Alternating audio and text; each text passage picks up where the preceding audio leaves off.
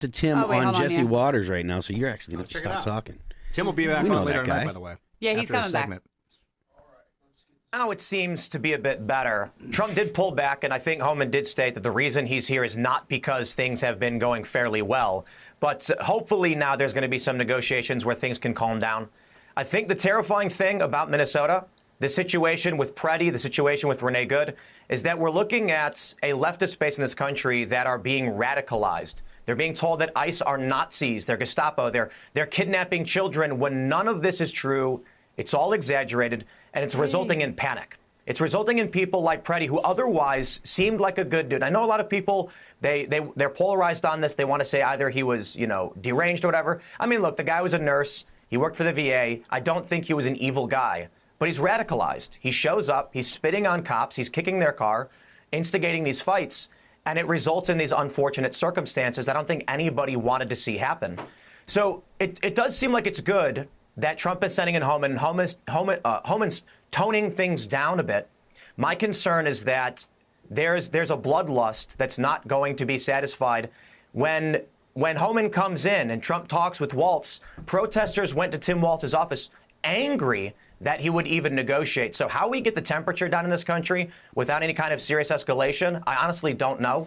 Even Tim Waltz asked the question today, is this Fort Sumter? And I certainly hope it's not. Yeah, no, you're right, because there's a certain faction of the left that wants the violence. Doesn't matter if it's about the Palestinians or about ICE or about the No Kings. They want action, and they want it in the streets, and they want to be heroes, and you're always going to have that no matter what happens. Don't you think the media, though, has a little bit more responsibility in situations like this to calm things down? The politicians, they're running for re-election, but the press, they're just lying. It's a purposeful disinformation campaign, whether it's airbrushing these martyrs or just not even saying what these people are really doing. This video went viral yesterday, that one that you showed, where Preddy is kicking the taillight out of this vehicle. And immediately these networks sprang into action claiming this was an AI video, totally fabricated argument, trying to downplay that this guy actually was a violent guy. That doesn't mean he deserved anything, but I think the context here matters. And we did see some, I would say, middle-of-the-road people kind of walk back. They thought this was just some legal observer. Well, he was a bit of a radical. But when you look at how MS Now runs that airbrushed photo, it's seemingly this addiction to driving the narrative either for ratings or ideology, and it's making people go nuts. Yeah, it's like when you have some guy in a violent situation with cops, they always put the guy's like middle school graduation picture on the screen from 4 years ago. Yep. It's just dishonest. I think we're starting to see through it because of your outlet, the internet, Fox, and everything. People aren't as brainwashed as they used to be, but some of them are, and it's a real problem. Tim, good to see you. Thanks for having me. Nick Shirley back in Somaliland. Jesse. Yeah, Nick. Plus. Jesse. Hey, Nick Shirley. What's up, homie?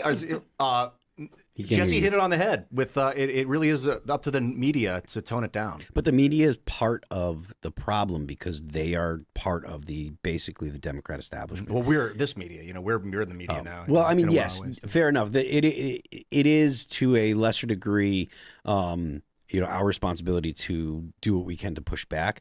But the point that I'm making is, we were talking a little bit about the Signal chat and how the government of Minnesota is involved in it, or at least people in the government of Minnesota were involved in the Signal chat.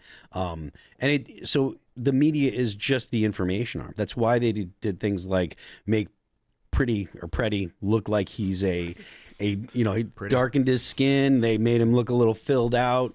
That's why they made Joe Rogan look like he was kind of sickly when he was talking on that. They do what they can to kind of shape the narrative. That's their goal.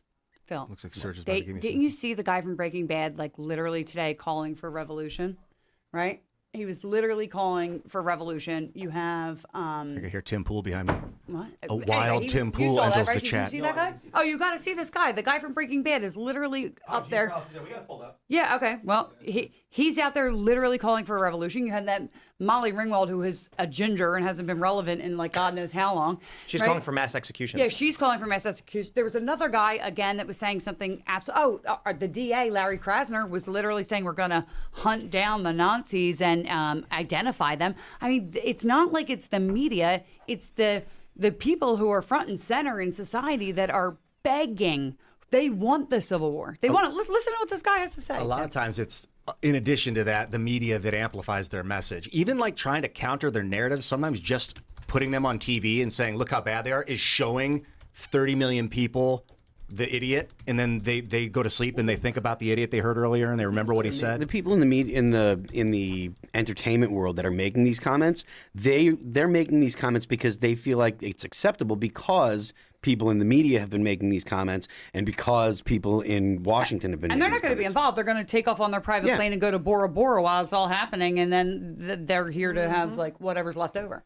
I don't know if you guys played the. We watched it. You did watch it. That's why we're talking about this. So I don't know if they want me to say this, but I'm going to say it anyway because I assume if at any point in the future I get like any kind of network deal, I won't be able to say stuff like this. But they were very much concerned about rhetorical escalation in this conflict. Yep. I'm saying this because I deeply respect what they said when they reached out. They were the producers were concerned that the language is getting too extreme. Not anything, but I'm just trying to paraphrase here. There were people online saying, "Good, they're glad Preddy's dead and Renee Good and all this stuff," and they're like, "We do not want this," and I'm like, "Neither do I."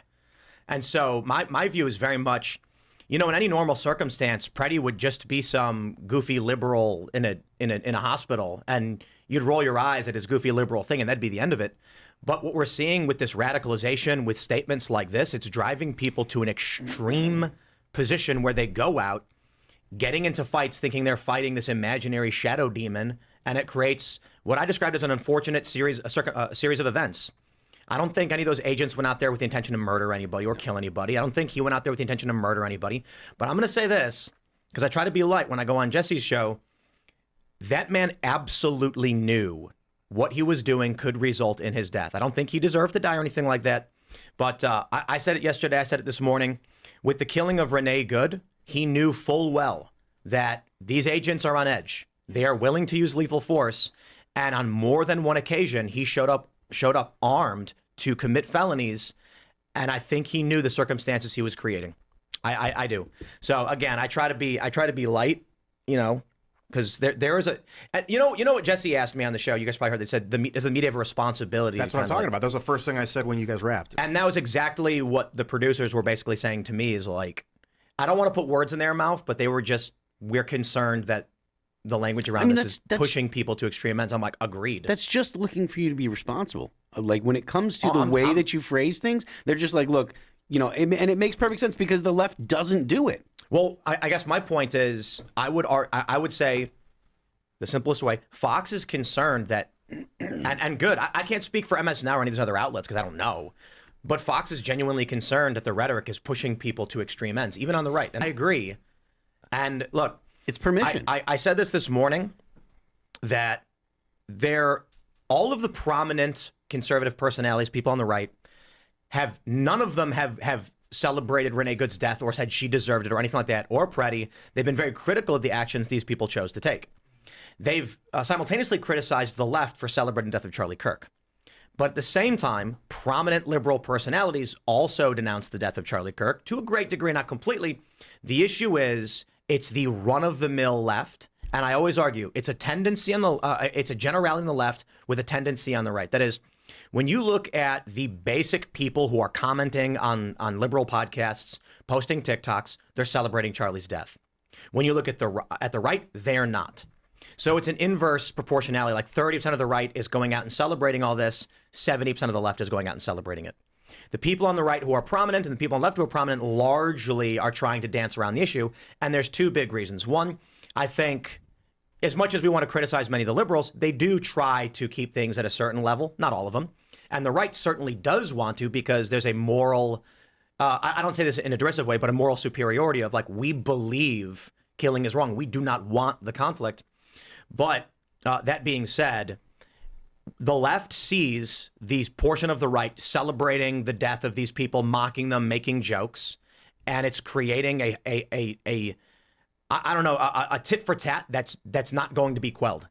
I certainly think prominent liberal personalities are feeding into this, calling them Nazis and pushing these lies and manipulations, and MS now photoshopping the guy's face. But I don't know that there's any good answer, because it doesn't matter. You know, it's the 1% rule. The issue at play is going to be the masses on both sides. If they get critical enough to want to kill each other, then it's going to happen regardless of what we want or what we say.